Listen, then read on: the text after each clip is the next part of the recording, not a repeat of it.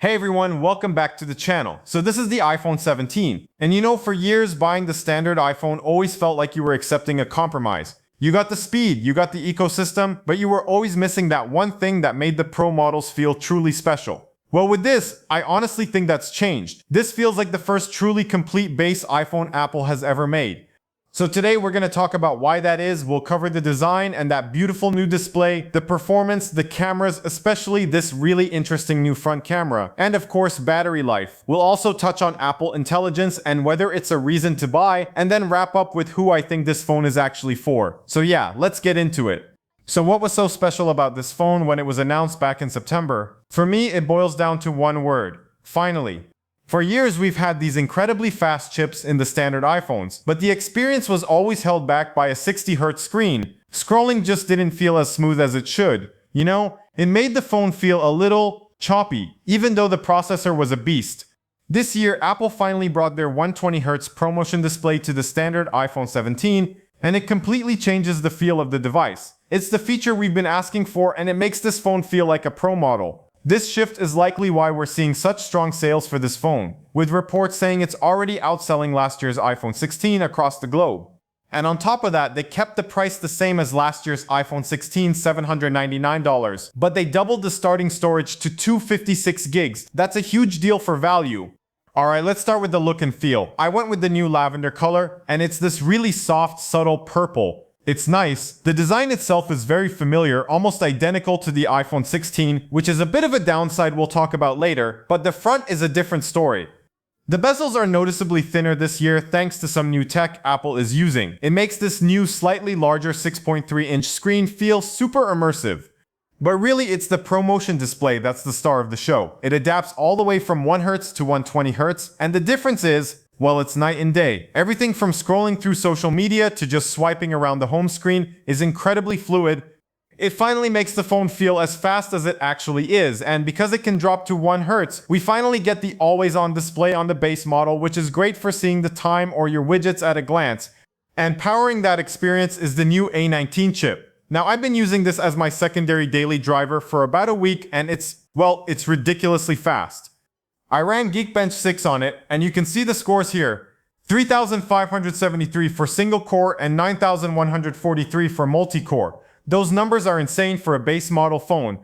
They're a solid jump over last year, but like I said, the big difference is that now you can actually feel that power because of the 120Hz screen. It's a perfect pairing, and it looks great with the new liquid glass style in iOS 26. You know, the new animations are super smooth, the icons have this cool translucent depth. It's a fresh look, and on this screen it really pops.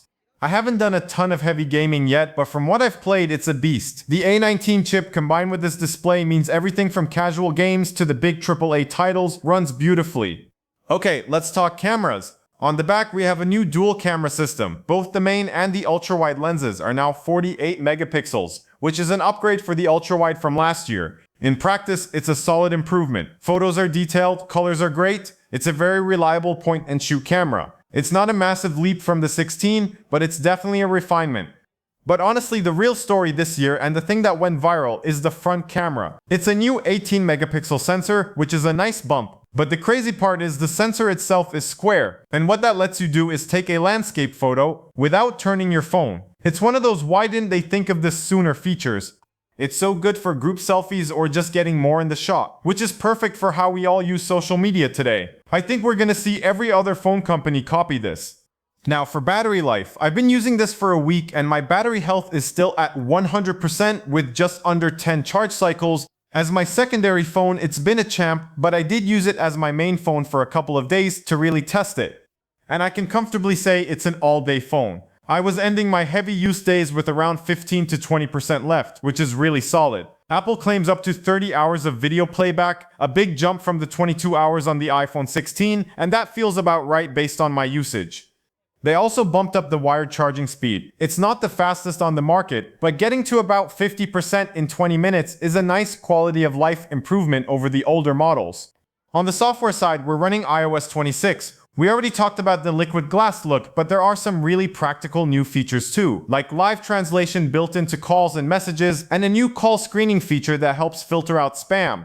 And of course, this phone supports Apple Intelligence. Now, I'm going to be honest here, for me, this is not that good as their competitors yet. You know, Apple Intelligence by now is still on early, like a beta. Some features are cool, like the writing tools and the photo cleanup tool, but it's not the main reason I'd buy this phone today. I find myself still using alternatives that are more powerful, like Gemini or ChatGPT, for more complex stuff, because they're just more mature right now. That said, the on-device processing for privacy is a big plus for Apple, and it's only going to get better with future updates, so it's a nice bonus to have, but not the headline feature for me just yet. Alright, no phone is perfect, and there are a couple of things to consider with the iPhone 17. First, and this is the big one for me, is the camera. While the main and ultra-wide are great, there is still no dedicated telephoto lens. You can do a 2x digital zoom that looks pretty good, but anything beyond that starts to look soft and lacks detail. If you care about zoom photography, you still have to go for the Pro model. And the other thing is the design. While the thin bezels are a nice update, the overall look of the phone with its vertical camera layout is basically unchanged from the iPhone 16. It's a clean design, but it doesn't have that brand new feel that the redesigned Pro models or the super thin iPhone Air have this year. So the big question, should you buy or upgrade to the iPhone 17? For me, it breaks down like this. If you're coming from an iPhone 14 or anything older, this is a massive upgrade. The jump to the 120Hz ProMotion display alone will feel like a whole new world. Absolutely worth it. If you're on an iPhone 15 or 16, it's a tougher call. You already have a great phone, but that display makes a huge difference in the day-to-day feel. If your 60Hz screen has been bothering you, then yes, this is the upgrade you've been waiting for. Otherwise, you could probably wait another year. And if you're buying your first iPhone or switching from Android, this is without a doubt the one to get. It offers 95% of the Pro experience for hundreds of dollars less. In my opinion, the iPhone 17 is the best all-around value Apple has offered in years. Just to make it clear, here's a quick look at the key upgrades you're getting over last year's iPhone 16. So there you have it. The iPhone 17 isn't the flashiest phone Apple released this year, but I truly believe it's the most important one. It's the one that finally brings the complete premium iPhone experience to the standard model. But that's just my take. I'd love to know what you all think. Are you planning on upgrading? And what do you think of that new front camera? Let me know down in the comments. Thanks so much for watching, and I'll catch you in the next one.